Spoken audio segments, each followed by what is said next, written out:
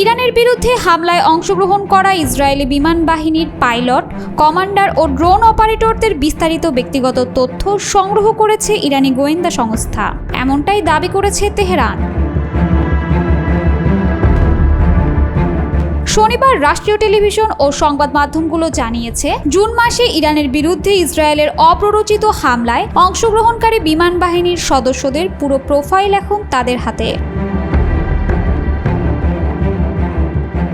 প্রতিবেদনে বলা হয়, এসব বিমান সেনা ও কমান্ডারদের নাম, পরিচয়, তারা কোথায় থাকে, কোন ইউনিটে কাজ করে, কোন ঘাঁটি থেকে পরিচালনা করে, সব কিছুই স্পষ্টভাবে জানা গেছে।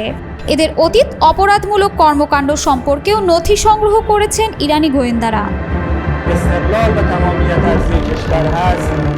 যদিও ইসরায়েলি সংবাদ মাধ্যম ও টিভিতে এসব সেনার মুখ অস্পষ্ট করে দেখানো হয়, তবু কঠোর নিরাপত্তা সত্ত্বেও গোয়েন্দা তথ্য সংগ্রহে সফল হয়েছে তেহরান। প্রতিবেদনে দুজন পাইলটের নাম প্রকাশ করা হয়েছে, মেজর ইয়েল অ্যাশ, যিনি স্কোয়াড্রন 119-এর ডেপুটি কমান্ডার, এবং তার স্বামী বার প্রিন্স। ইয়েল অ্যাশ সম্পর্কে বলা হয়, তিনি 1973 সালের ইয়ম কিপুর যুদ্ধে নিখোঁজ হওয়া ইসরায়েলি পাইলট মেজর শিমন অ্যাশের নাতনি। ইরানের একটি চ্যানেল জানায়, শুধু পরিচয় নয়, এসব পাইলট ও কমান্ডারের বসবাসের সুনির্দিষ্ট স্থানও এখন ইরানি গোয়েন্দা চিত্রে ধরা পড়েছে। স্যাটেলাইট ইমেজের মাধ্যমে তাদের বাড়ি ও চলাফেরার পথ পর্যন্ত নজরদারিতে রাখা হচ্ছে। প্রতিবেদনে ইয়েল অ্যাশের এক সাক্ষাৎকারের কথা উল্লেখ করা হয়, যেখানে তিনি বলেছিলেন সাধারণ ইসরায়েলিদের নিরাপত্তা ফিরিয়ে আনতে চান। তবে চ্যানেলটি বলেছে, আজ তিনি নিজেই আর নিরাপদ নন।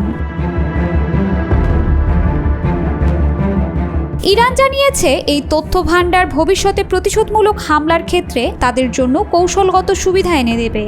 প্রতিবেদনে বলা হয়, ইসরায়েলের ওপর চলমান যুদ্ধের সময় ইরানের প্রতিশোধমূলক হামলায় কয়েকজন পাইলটের বাড়িঘরে সরাসরি আঘাত এনেছে।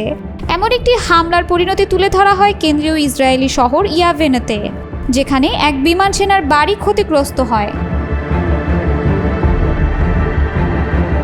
প্রতিবেদনে আরও জানানো হয়, ইরানি বাহিনী অন্তত 22 দফা পাল্টা হামলা চালায়, যার লক্ষ্য ছিল ইসরায়েলের পারমাণবিক, সামরিক ও শিল্প স্থাপনাগুলো। এই পাল্টা আঘাতেই ইসরায়েল যুদ্ধবিরতির অনুরোধ করতে বাধ্য হয় বলে দাবি তেহরানের। প্রতিবেদনে আরও বলা হয়, ইসরায়েল তাদের এসব পাইলট ও সেনাকে স্কুলের মতো বেসামরিক স্থানে স্থানান্তর করে, যেন ইরানকে পরে বেসামরিক স্থাপনায় হামলার অভিযোগে অভিযুক্ত করা যায়। তবে ইরান বলছে, তারা এসব কৌশল বুঝতে পেরেছে। সবশেষে ইরান জানিয়েছে, এখন পর্যন্ত যা প্রকাশিত হয়েছে তা শুধুই একটি নমুনা। ভবিষ্যতে আরও বহু গোপন তথ্য প্রকাশ করা হবে বলে সতর্ক করেছে তারা। এই তথ্য ফাঁস ইসরায়েলি নিরাপত্তা ব্যবস্থার জন্য বড় ধরনের অস্বস্তির কারণ হয়ে উঠেছে বলে ধারণা করা হচ্ছে।